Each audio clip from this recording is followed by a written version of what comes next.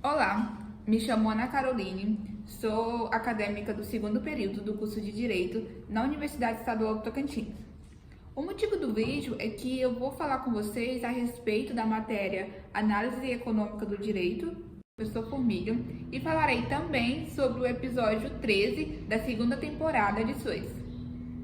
Antes de explicar para vocês a respeito da série e trazer os conceitos, que a matéria traz sobre a análise econômica do direito, eu gostaria primeiro de explicar para vocês do que a matéria se trata e por que ela é tão importante para o estudo do direito e para a compreensão.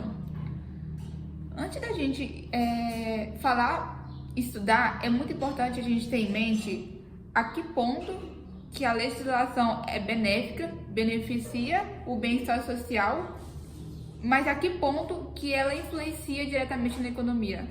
Como que essa legislação impacta na economia? E é importante também a gente entender como é que a economia influencia no nosso ordenamento jurídico. Então, esses questionamentos, essas dúvidas que a gente tem é trazido, é debatido e é compreendido dentro da matéria Análise Econômica do Direito. Por isso que ela é muito importante. A economia e o direito andam lado a lado. E eles influenciam muito um no outro. Então, assim, quando o juiz está lá decidindo se vai ou não multar uma empresa, até que ponto, até que valor pode impactar todo o sistema, sabe? Então, assim, elas andam lado a lado e uma influencia na outra. Então, sempre tem que levar uma e outra em conta. Não podem separar elas. Então, o episódio 13 da segunda temporada de SUS aborda sobre, que se chama Zene contra Zene, e aborda sobre uma mulher que ela alega sexismo, machismo dentro da empresa. Ela denuncia uma empresa que ela trabalha lá em Nova York. E o que acontece? Na série, no comecinho dos episódios, já havia um acordo entre o advogado que representaria essa empresa alimentícia e a Pearson Hart, que é a empresa dos advogados lá dos associados do Harvey, da Jéssica, do Lois, da assistente lá da Rachel, do Mike. Então, assim, já havia um acordo entre o Harvey e o advogado, a outra parte, que haveria o pagamento de um valor X e que estaria tudo ok, não precisaria ir no tribunal nem nada. Só que o que acontece? O advogado da outra parte, que representa a empresa alimentícia, ele acabou morrendo. E aí, quem entra para poder continuar com todo o processo, com toda a negociação, com todo o acordo e para representar a empresa alimentícia é o Zene. E esse Zene, ele é assim muito famoso, assim muito renomado lá em Nova York, e ele também é pai da Rachel. A Rachel é a assistente lá da Pearson Hart. E aí fica muito esse embate, por isso que é Zene contra Zene.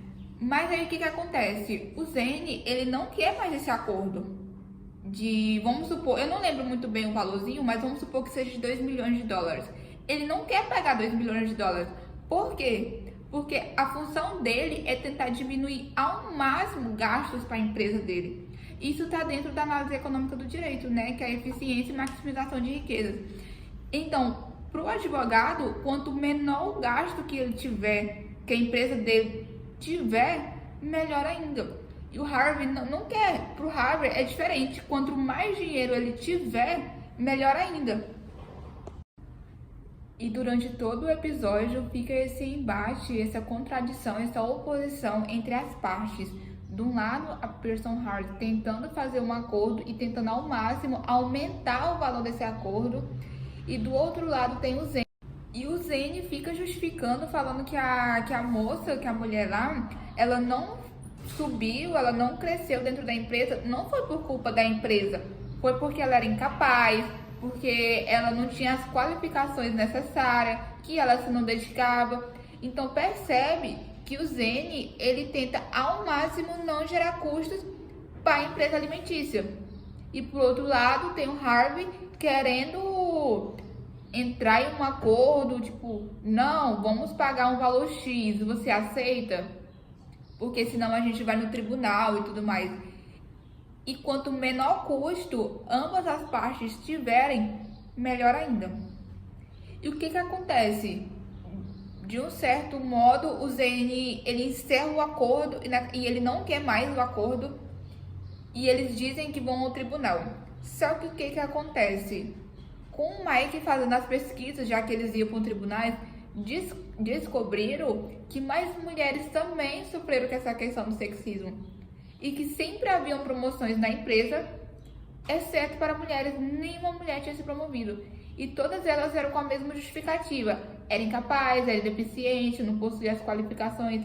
Então, nesse caso, a Pearson Hard, elas identificaram um padrão e que de fato existia o sexismo. E o que acontece? A Jessica vai conversar com o Zane e explica toda a situação com ele. Olha, se você não desistir e se você não pagar a indenização, se a empresa, no caso, né, não pagar a indenização, nós vamos levar para o tribunal todos esses outros casos e aí depende de você. Então, o que acontece? Ele olhando, né, pelo lado mais econômico, seria mais vantajoso para ele, para a empresa dele que ele representa, pagar essa indenização dessa moça?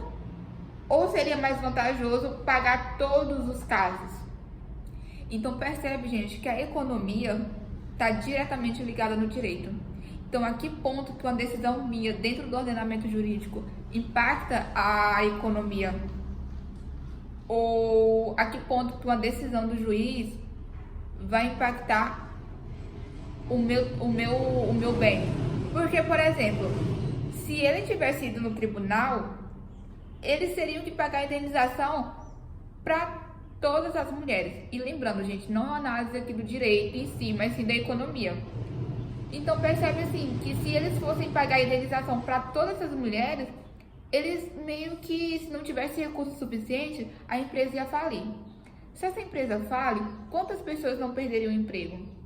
Então, notem assim que é muito importante a gente sempre, quando estiver estudando direito em si, ter essa análise da economia.